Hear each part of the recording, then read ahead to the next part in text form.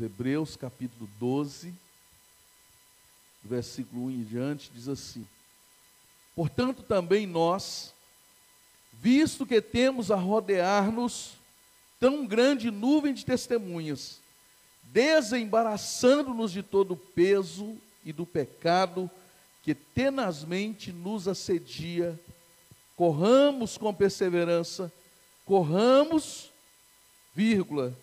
com perseverança a carreira que nos está proposta, olhando firmemente para o autor e consumador da fé, Jesus, o qual, em troca da alegria que lhe estava proposta, suportou a cruz, não fazendo caso da ignomínia, e está sentado à destra do trono de Deus.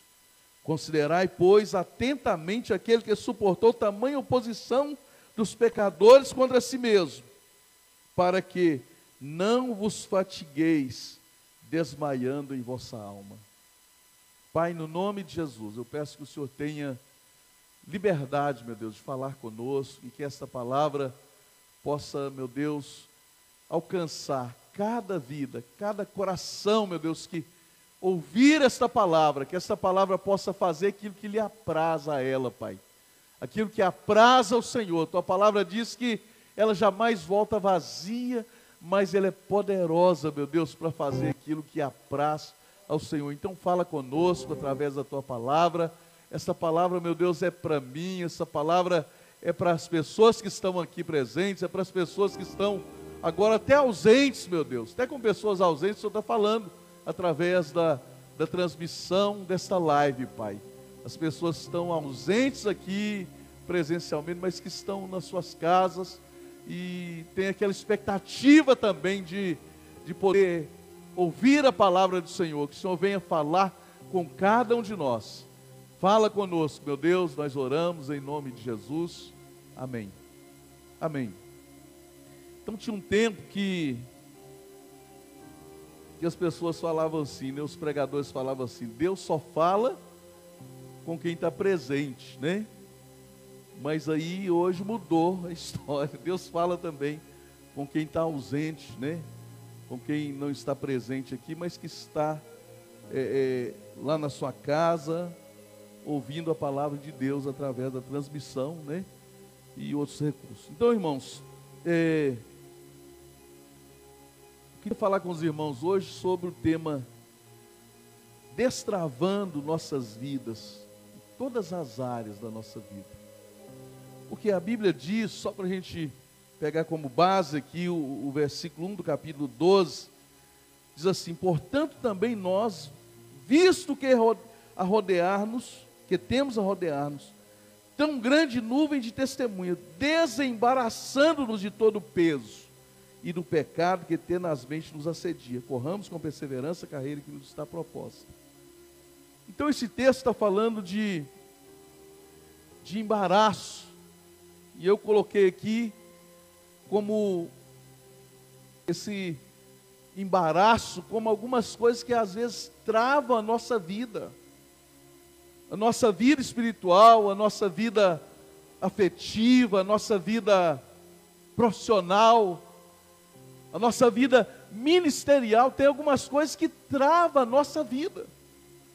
E essa palavra nessa noite nós vamos meditar nessa palavra, meu irmão, e no final nós vamos orar para que Deus venha destravar qualquer coisa que esteja travando as nossas vidas, qualquer coisa.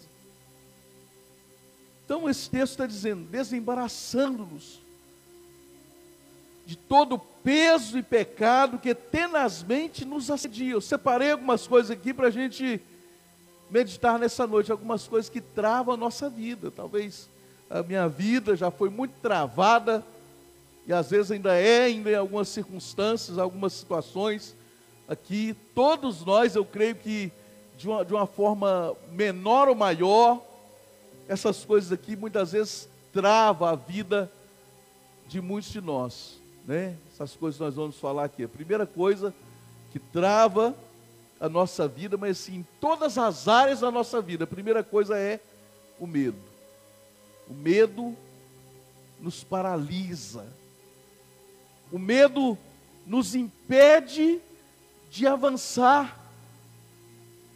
E no tempo que a gente está vivendo, irmãos, tem muitas pessoas morrendo literalmente de medo, né? Durante talvez muito tempo as pessoas profetizaram isso aqui. Você sabe como que a gente profetizava isso aqui? Ai meu Deus, estou morrendo de medo de não passar no exame da autoescola. Ai meu Deus, estou morrendo de medo que alguma coisa ruim me aconteça. Então a gente tem até que ter cuidado com as nossas palavras, porque às vezes a gente está profetizando coisas que depois aquilo vai acabar se cumprindo na nossa vida.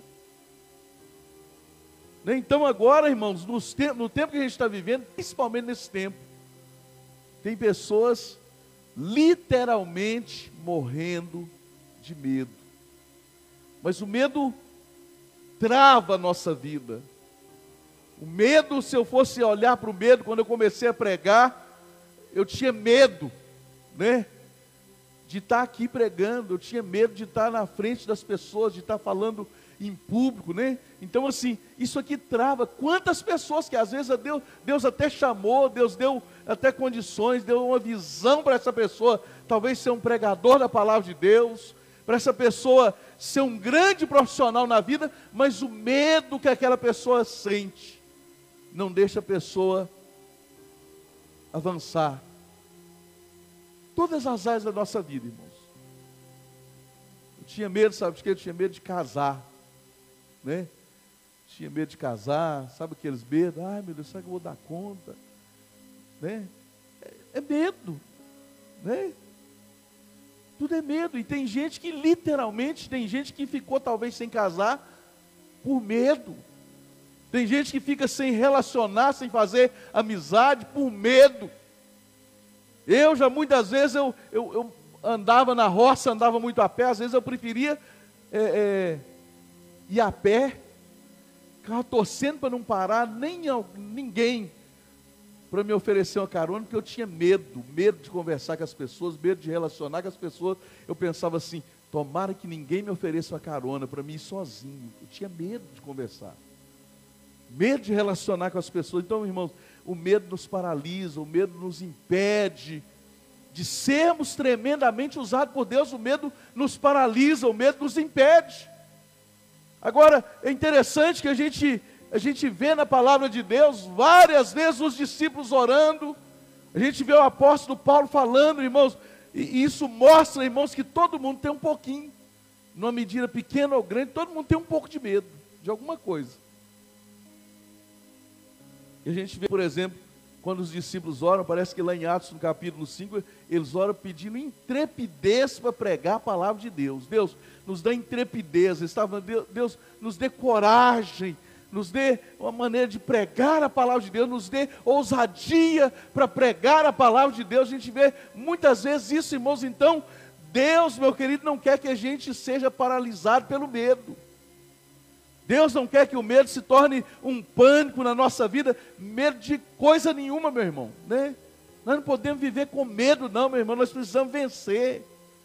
Vencer em Deus, vencer em Cristo Jesus, nós vencemos os nossos medos. 2 Timóteo capítulo 1, versículo 7 diz assim, porque Deus não nos tem dado espírito de covardia, mas de poder, de amor e de moderação. Tem uma outra tradução que diz assim, Deus não tem nos dado espírito de temor, temor no sentido de medo, não é temor daquele temor de Deus não, que é respeito, não. A Bíblia está dizendo que Deus não nos deu espírito de medo, mas Ele nos deu um espírito de poder. Sabe o que é esse poder aqui, irmãos? Autoridade. Deus não nos deu espírito de medo, espírito de covardia. Não, meu querido, Deus nos deu o espírito de autoridade, de amor e de moderação. Então, meu irmão, em nome de Jesus, nessa noite essa palavra é para isso. Você crê no poder da palavra pregada? Isso aqui é para destravar a nossa vida, meu irmão, e a gente nunca mais deixar de fazer algo para Deus por medo, por temor, meu irmão, por temor no sentido de medo. Por covardia nossa, muitas vezes, não, meu querido. Deus vai destravar na minha, na sua vida, esse medo, em nome de Jesus, meu irmão, em nome de Jesus, amém?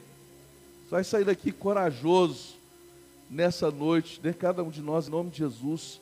1 João 4,18, você que está em casa também, tá? 1 João 4,18 diz assim: no amor não há medo, né? Então, se a gente está cheio de medo, é porque a gente não está vivendo o verdadeiro amor, né? No amor não há medo, antes o perfeito amor lança fora o medo, porque o medo supõe castigo, e aquele que tem medo não está aperfeiçoado no amor. O que é aperfeiçoar, irmãos? Aperfeiçoar é a gente melhorar a cada dia, aperfeiçoar é a gente crescer a cada dia, e muitas vezes, meu irmão, o medo nos impede de crescer na nossa vida, em todas as áreas da nossa vida. O medo nos impede de crescer nos relacionamentos, o medo impede-nos de crescer no nosso ministério, na nossa vida profissional, o medo nos impede de aprender as coisas, o medo nos impede de nos aperfeiçoarmos a cada dia. Que a Bíblia está dizendo aqui, olha, aquele que tem medo não está aperfeiçoado no amor, ou seja, aquele que tem medo, meu irmão, não está crescendo. Muitas vezes a pessoa deixa de crescer, deixa de aprender, por medo. Aquele que tem medo não está aperfeiçoado no amor. Quem tem medo, irmãos, é impedido de crescer, de se aperfeiçoar no amor de Deus. Mas o verdadeiro amor, que eu creio que o verdadeiro amor, principalmente aqui em 1 João 4, a Bíblia diz: quem é amor, irmãos? Deus é amor.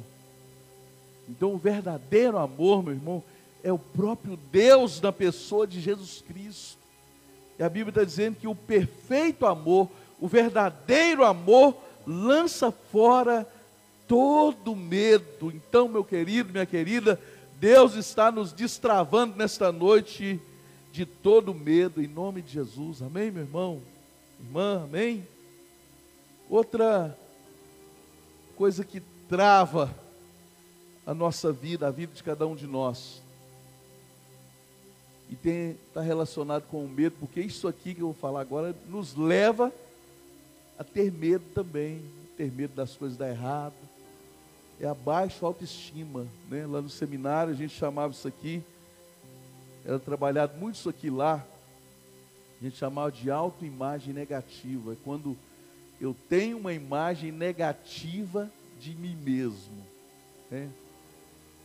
Uma vez eu dei esse estudo aqui na igreja, eu até mostrei uma imagem de uma pessoa magrinha, olhando no espelho. Então ela é uma pessoa magra, normal, um corpo bacana e tal, magrinha igual eu assim. E diante do espelho, só que ela tá se enxergando no espelho como? Muito gorda. Tem gente que é assim. A pessoa se enxerga tudo mais do que ela é, mais feia do que ela é, mais feio do que ele é, mais gordo do que ele é, mais gorda do que ela é, mais incapaz do que a pessoa na verdade é.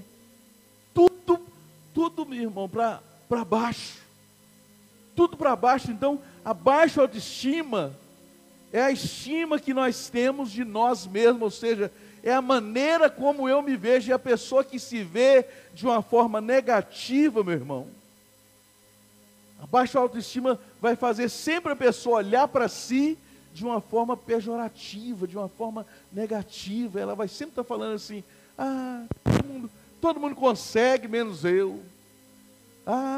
Eu sou o patinho feio da minha família. Eu sou a ovelha negra da minha família.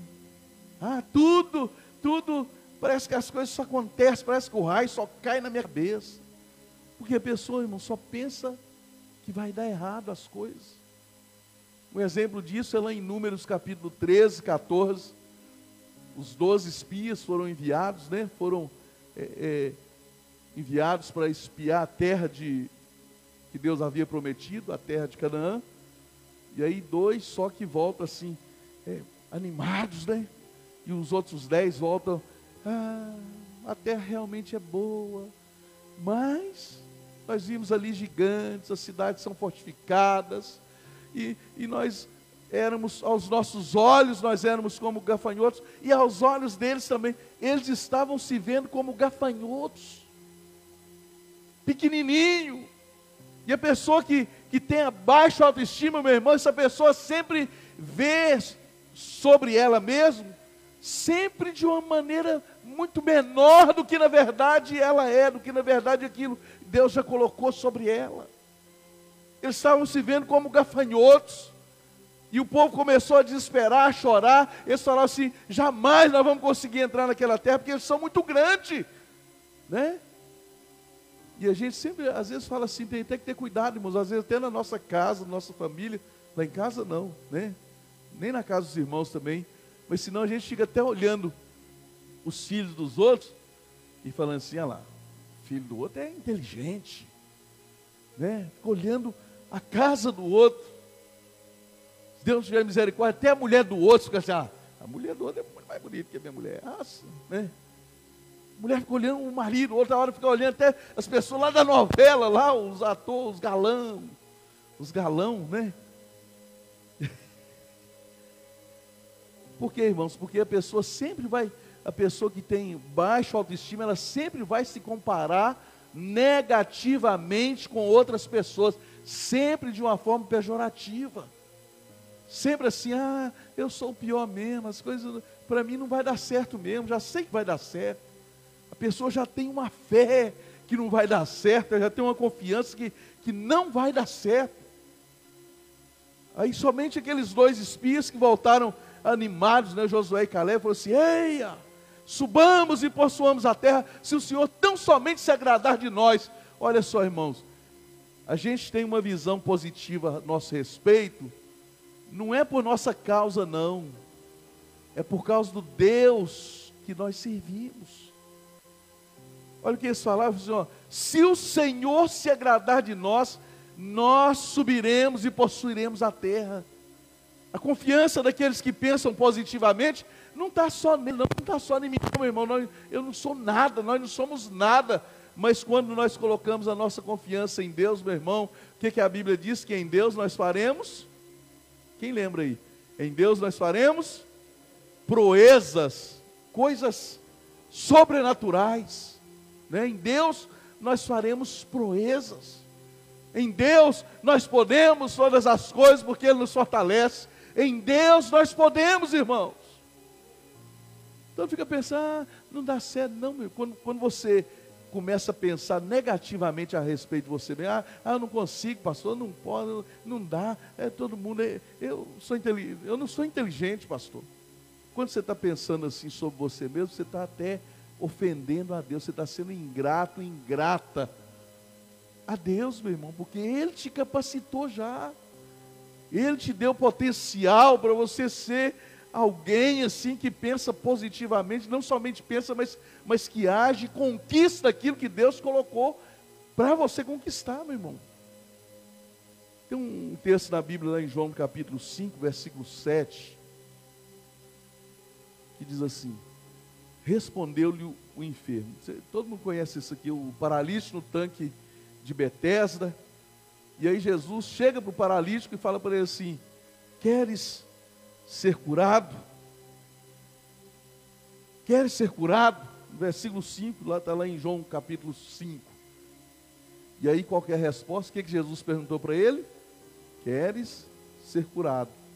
Qual foi a resposta dele? Olha, respondeu-lhe o enfermo: Senhor, não tenho ninguém que me ponha no tanque quando a água é agitada, pois enquanto eu vou, desce outro antes de mim. O que ele estava fazendo aqui, irmãos? Talvez ele até viveu isso na vida dele, a vida inteira. Talvez ele viveu uma situação que levou ele a pensar assim: olha, não tem ninguém para me ajudar, estou sozinho, todo mundo recebe ajuda, menos eu. Eu preciso de ajuda, mas ninguém me ajuda, ninguém olha para mim, né?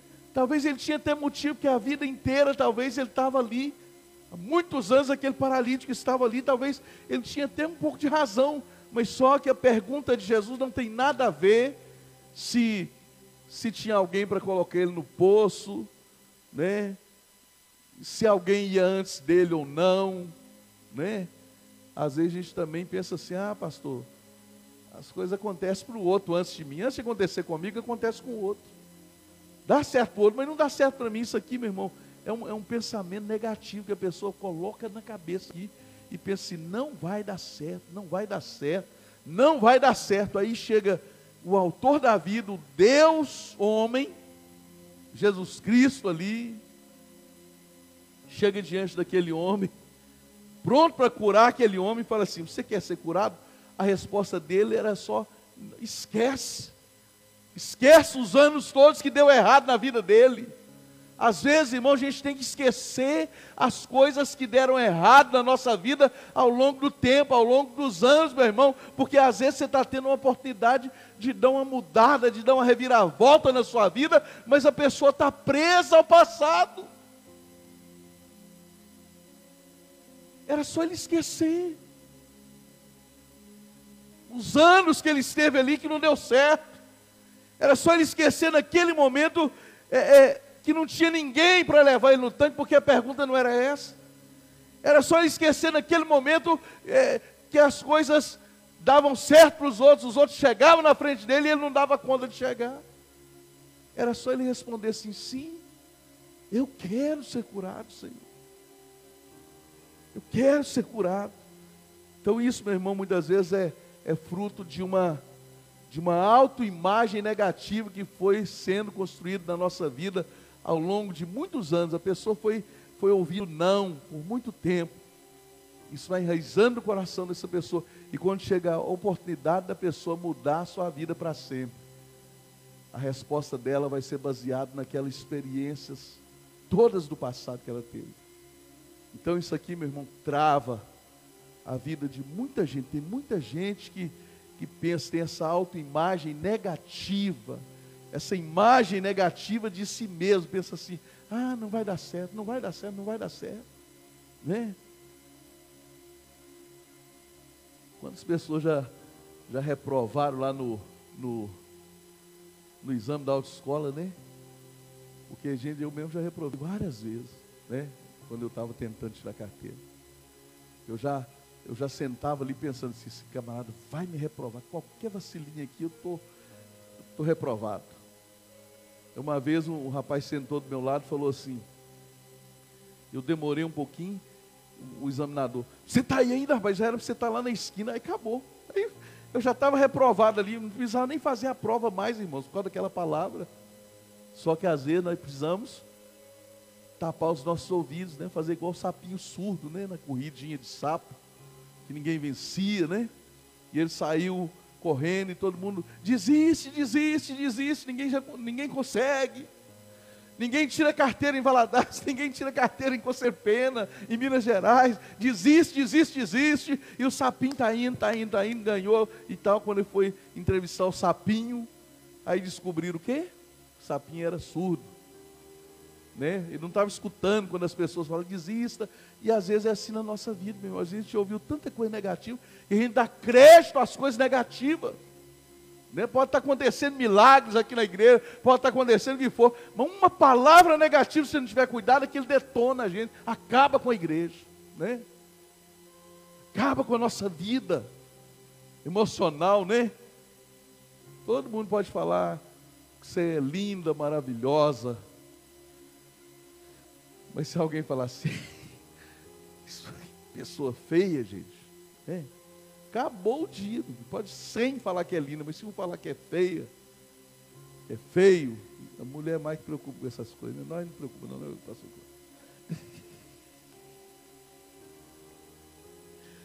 né?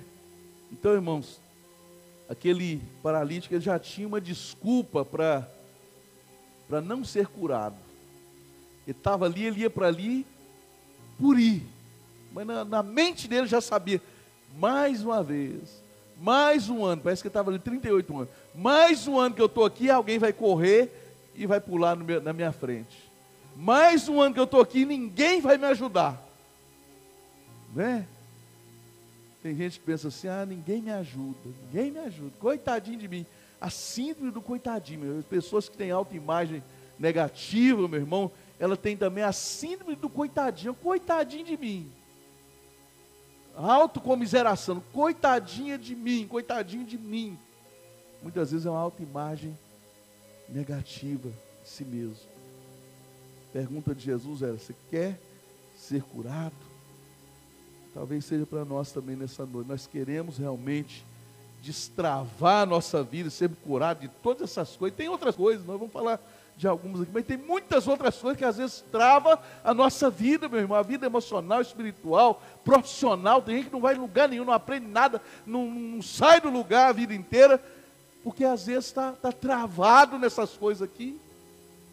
Outra coisa, isso aqui também a gente precisa muito, mas muito mesmo, destravar disso aqui, meu irmão. Isso aqui que eu vou falar aqui. Procrastinação. Né? Quando eu aprendi o significado dessa palavra no seminário. Procrastinar, o que é? É deixar sempre para depois. Amanhã eu faço. Quantos que já não faz voto no início do ano, né? Dieta, não, agora essa dieta aqui, agora é low carb, agora essa low carb aqui, agora esse jejum intermitente, agora eu vou mesmo, que agora esse ano que eu chego na virada do ano magrelo, magrela. Né? Mas aí a pessoa, aí amanhã, hoje eu não vou não, amanhã eu faço.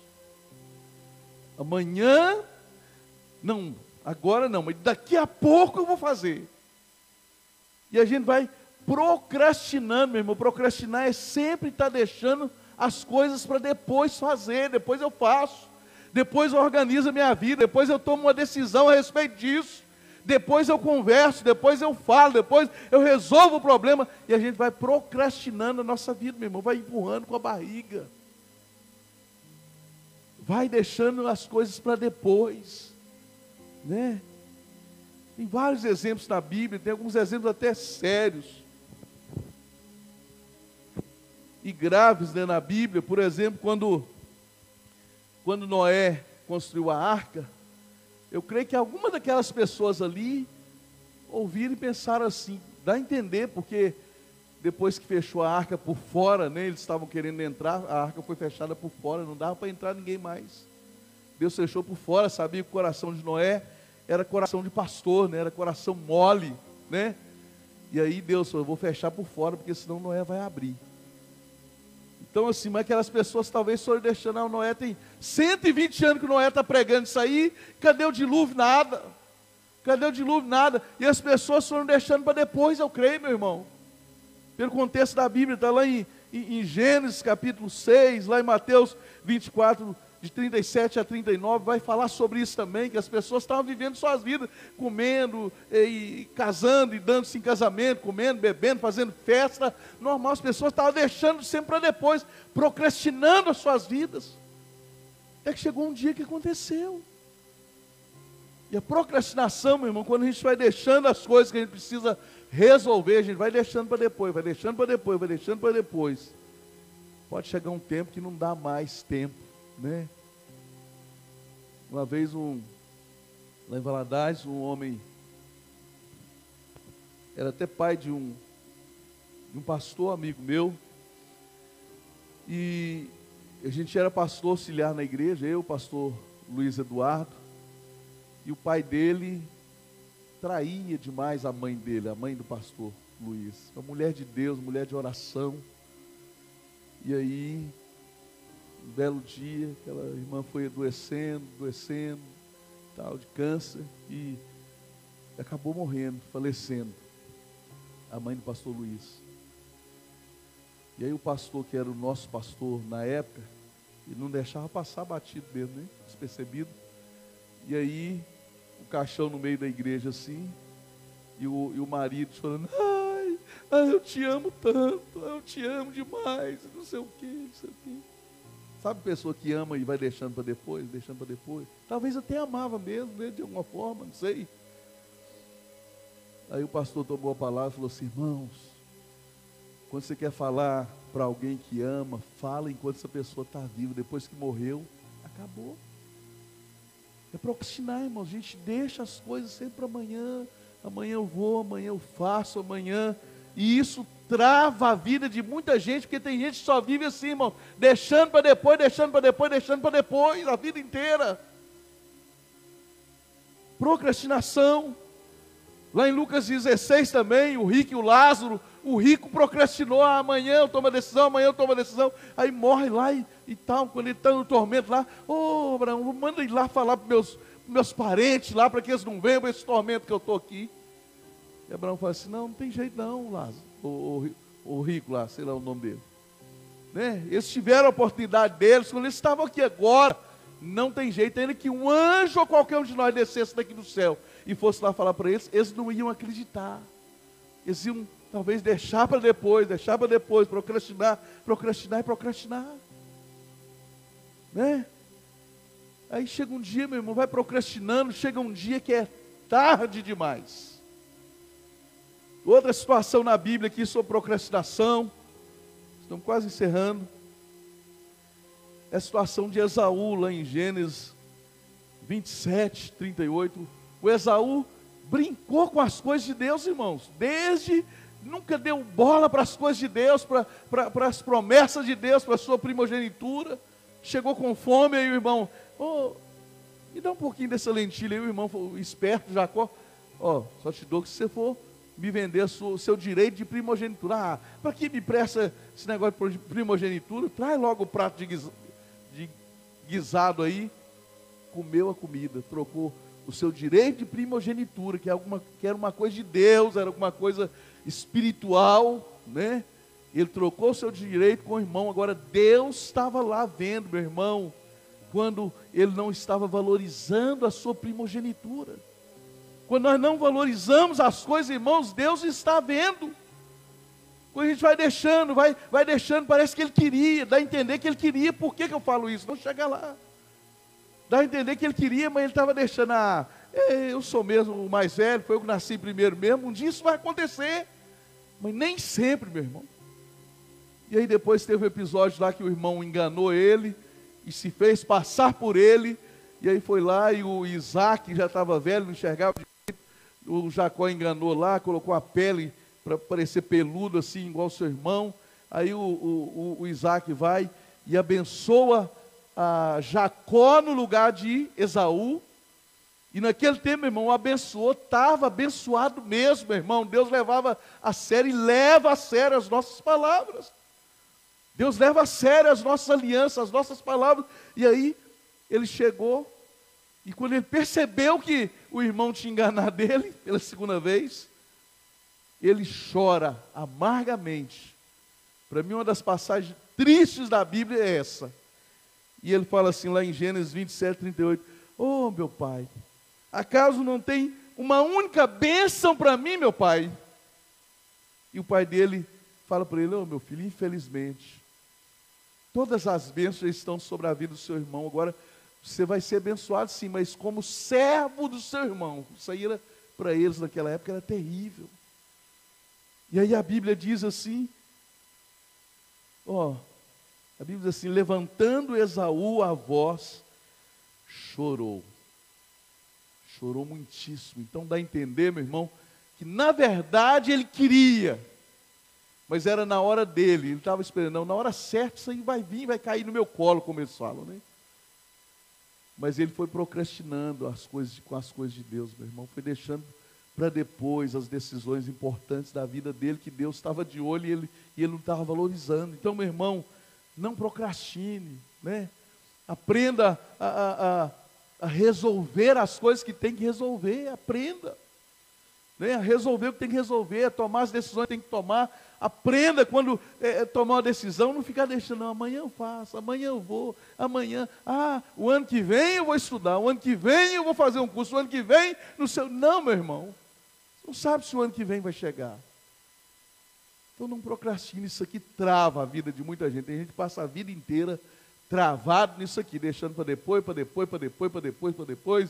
e aí, né, é que nem aqueles rapazes bonitão, né, que namora, já vi algumas histórias assim, namora as moças mais bonitas, né, as moças mais bonitas, né, e vai namorando uma, não, vou casar agora não, vou aproveitar mais, Vai namorando, vai namorando. Daqui a pouco o cara vai ficando um trem velho, feio, cheio de...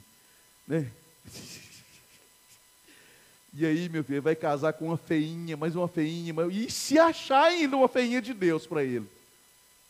Né? Já vi muita história assim. O cara que escolhia, aí ele passa a ser escolha de alguém, e olha lá, né? Por quê? Vai procrastinando, vai enrolando a vida, vai vivendo que a vida enrolada, isso é a vida inteira, meu irmão. Né? Aqui não tem ninguém assim não, talvez em casa, alguém que está escutando a gente em casa, né?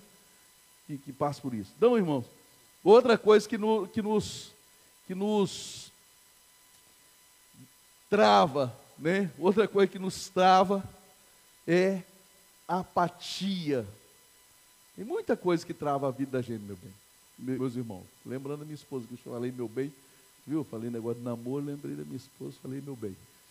Então tem muita coisa, irmãos, que trava a vida da gente, mas a apatia, você sabe o que é apatia? Semana passada eu preguei sobre isso aqui, sobre apatia é insensibilidade, é indiferença. Aquela pessoa que é indiferente, estou nem aí, né? A apatia também trava a vida da gente, quando a gente não tem interesse pelas coisas, principalmente pelas coisas de Deus. Na semana passada eu preguei e falei sobre uma igreja insensível, a igreja de Laodiceia. Aí aquela igreja que não é quente nem fria, tem gente que é assim, meu irmão, não é quente nem frio. Aquele que a gente falava lá no mundo, né? Não fede nem cheira. Aquela pessoa indiferente. Tá bom. Não ligo isso não. As coisas vão acontecendo, às vezes até coisa errada, debaixo do nariz da pessoa. A pessoa é apática. A pessoa é indiferente, a pessoa é insensível, não tem sensibilidade com as coisas. Isso é apatia, meu irmão. E a Bíblia diz que pessoas assim, pessoas insensíveis, pessoas indiferentes, a Bíblia diz que Deus vai fazer o quê? Lá em Apocalipse capítulo 3, de 14 a 21, a igreja de Laodiceia, fala assim, porque você não é quente nem frio, eu estou a ponto de vomitar-te da minha boca. Então, a apatia, meu irmão, trava a vida de muita gente. E por último aqui, não menos importante, que é algo que trava, isso aqui trava tudo mesmo. Trava tudo mesmo. É o pecado. O pecado, meu irmão, trava. Trava a vida da pessoa. Quantas pessoas, irmãos, que eram bênçãos na mão de Deus, as pessoas não têm noção.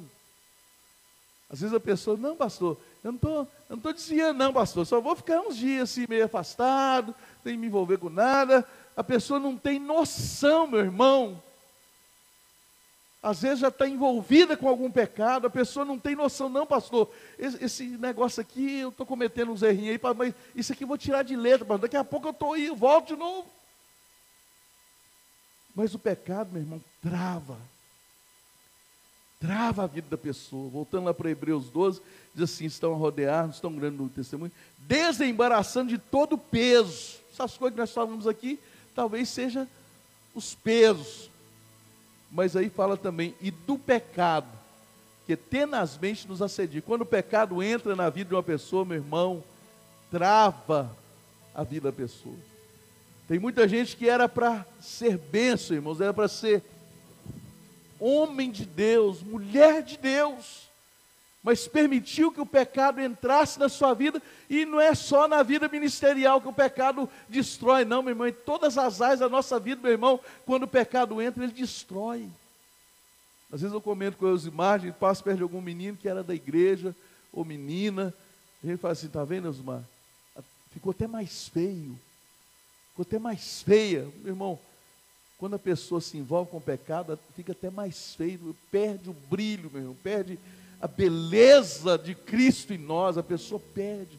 E a vida da pessoa trava, meu irmão. Muitas vezes a pessoa, você vê a pessoa, ontem eu estava sentado no carro assim, esperando, hoje de manhã, esperando a Elzimar, daqui a pouco eu vi uma pessoa assim, já foi minha ovelha, na outra igreja, lá no bairro dos Operários, passando, cigarro na mão, irmãos, que tristeza, que coisa feia, que coisa horrorosa.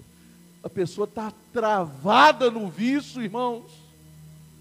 Aí quando quer voltar para a igreja, meu irmão, é maior dificuldade, porque aquilo travou a vida da pessoa, embaraçou a vida da pessoa, aí a pessoa arruma filho com um, arruma filho com outro, e vai bagunçando aquela... Depois, irmãos, olha, o pecado trava.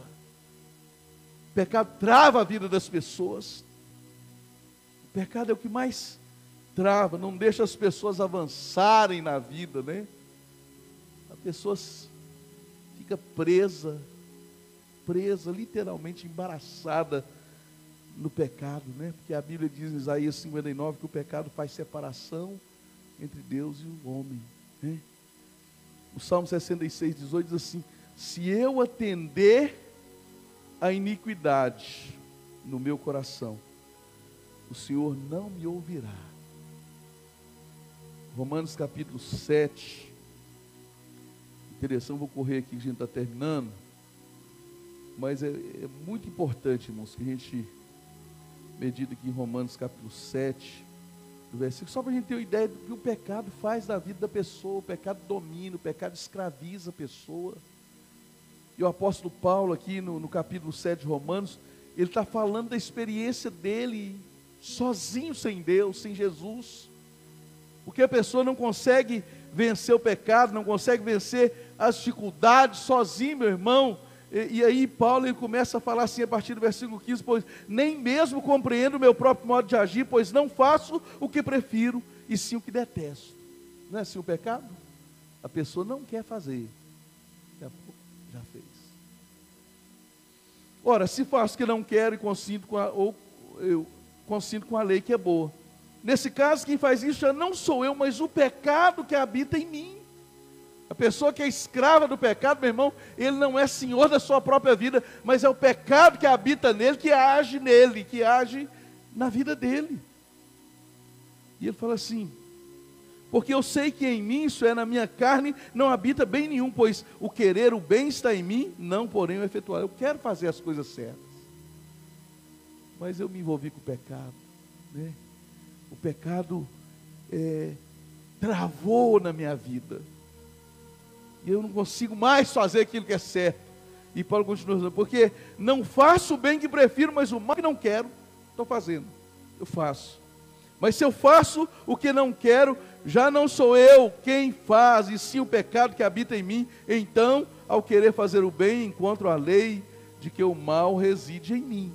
Porque no tocante ao homem interior, tenho prazer na lei de Deus, mas vejo nos meus membros outra lei guerreando contra a lei da minha mente, me faz prisioneiro da lei do pecado que está em meus membros. Desventurado homem que eu sou, né? Quem me livrará do corpo dessa morte?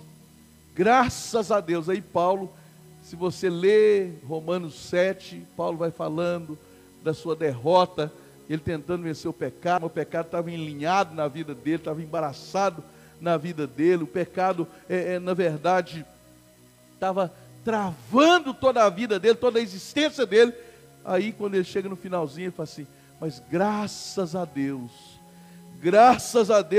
por Jesus Cristo nosso Senhor, de maneira que eu de mim mesmo, com a minha mente, olha só, sou escravo da lei de Deus, mas segundo a carne, da lei do pecado. A carne me escraviza e eu sou escravo do pecado. E aí o capítulo 8 ele fala assim: agora pois, para mim é um grito, é um brado de vitória de Paulo, quando ele fala assim: agora pois, já nenhuma condenação há para os que estão em Cristo Jesus, porque a lei do Espírito da vida em Cristo Jesus te livrou da lei do pecado e da morte.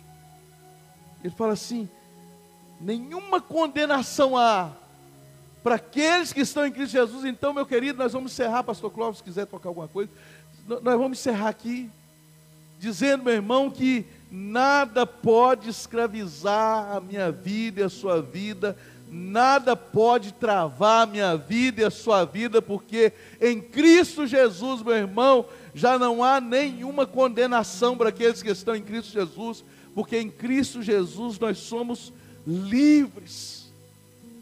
Então neste momento eu quero orar por você, meu irmão. Vamos ficar de pé, vamos orar junto, meu irmão, para que Deus esteja destravando da minha vida, da sua vida, da igreja, do povo, da sociedade, das pessoas que estão ouvindo em casa, que Deus venha destravar, meu irmão. Nós somos feitos, irmãos, para sermos livres. livres em Cristo Jesus. Livres, conhecereis a verdade, e a verdade vos libertará. Se, pois, o Filho vos libertar, verdadeiramente sereis livres. Coloque a sua mão sobre o seu coração. Eu queria orar por você e abençoar a sua vida. Queria que você começasse você mesmo a orar por você e dizer: Deus, destrava na minha vida. Qualquer coisa que estiver travando a minha vida, seja o medo, seja a baixa autoestima, seja a procrastinação, seja a apatia, seja o pecado, ou seja o que for que estiver travando a minha vida, você pode falar com Deus. Fala: Deus, nessa noite, destrava na minha vida, em nome de Jesus. Em nome de Jesus, meu irmão, você pode sair daqui nessa noite renovado, pode sair daqui nessa noite totalmente livre, mais livre de verdade. Você que está em casa, você pode ser totalmente livre. Deus está destravando através da palavra. Deus está destravando na sua vida tudo aquilo que te travava, em nome de Jesus. Em nome de Jesus, Pai. Oh, aleluia, Deus. Vai destravando, Deus. Põe a mão sobre o seu coração, vai orando. Vai destravando, Pai, nas nossas vidas nessa noite, Pai. Tudo aquilo que esteja travando, meu Deus, os teus filhos, as tuas filhas, destrava nessa noite, Pai. Destrava-nos, ó Deus, do medo. Destrava-nos, ó Deus, nessa noite, daquele pensamento negativo acerca de nós mesmos, da autoimagem negativa.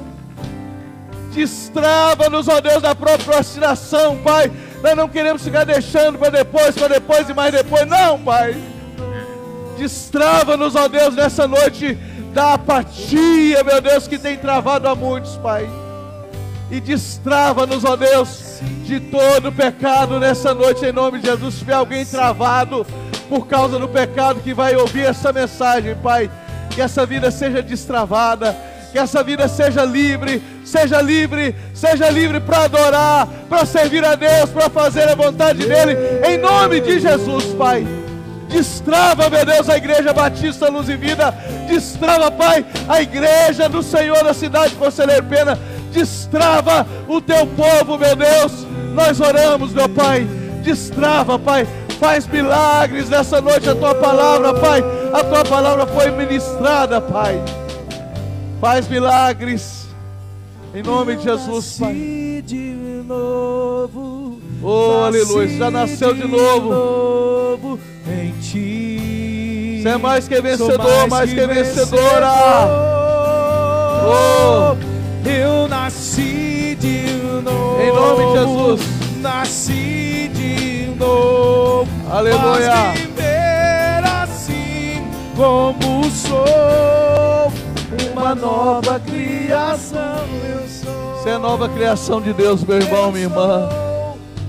Uma nova criação. Se alguém está em Cristo, é nova criatura. As coisas velhas já passaram. Eis que tudo se faz novo na sua vida. Cristo, oh, aleluia. Eu fui crucificado. Aleluia. Morreu o velho homem, tá morto, escravo do pecado. Agora eu sou livre em ti. Não mais eu, mas Cristo. Oh, aleluia. Tu vive em mim. Oh. Eu nasci de novo. Nasci de novo. Oh, aleluia, Deus. Em ti sou mais que vencedor. Você pode aleluia. cantar. Nasci de novo. Nasci de novo. Em ti sou mais que vencedor. Ei. Eu nasci de novo. Nasci de novo. Aleluia. Faz-me ver assim como sou. Uma nova criação eu sou. Vai com essa aqui para sua casa, olha. Agora, pois, nenhuma condenação há para aqueles que E você faz parte desse. Nenhuma condenação há para aqueles que estão em Cristo Jesus, o nosso Senhor. Aleluia. Ei, você pode aplaudir.